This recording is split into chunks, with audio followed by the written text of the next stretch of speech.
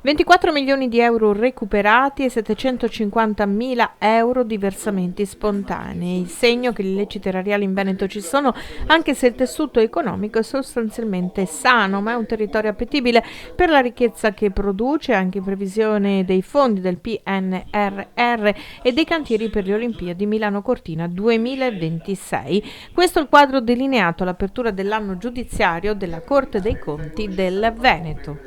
È una realtà complessa e molto ricca, sia in termini privati ma anche e soprattutto pubblici, perché poi la ricchezza privata porta maggiori risorse anche al pubblico e questo fa nascere appetiti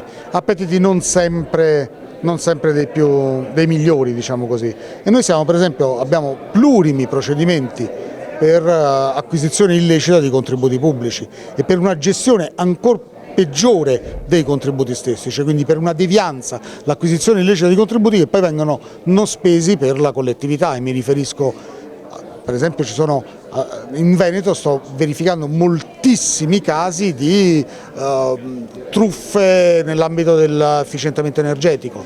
truffe nell'ambito della gestione dei bonus e dei super bonus,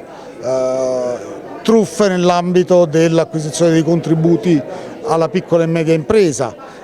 truffe nell'ambito dell'acquisizione dei contributi, i ristori economici all'esito dell'alluvione di Venezia, della superacqua alta di qualche anno fa e via discorrendo, e così via discorrendo, nell'ambito agricolo anche. L'intento non è quello sanzionatorio e persecutorio, ma anche di dare delle indicazioni proprio per evitare il danno erariale. Sì,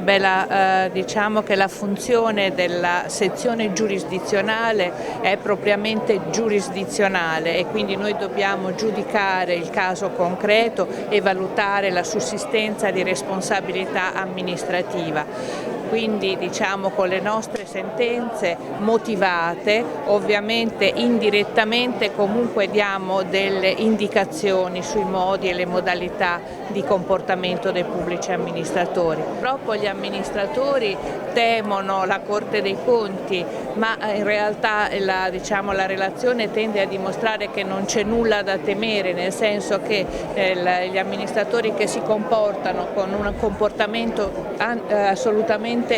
legittimo, e cioè coerente con la normativa e sostanzialmente tendono a non recare danno erariale, non hanno da temere sostanzialmente un'azione del pubblico ministero. Purtroppo siamo molto pochi, come avete potuto vedere, insomma cerchiamo, ovviamente il nostro lavoro è legato all'attività della Procura, però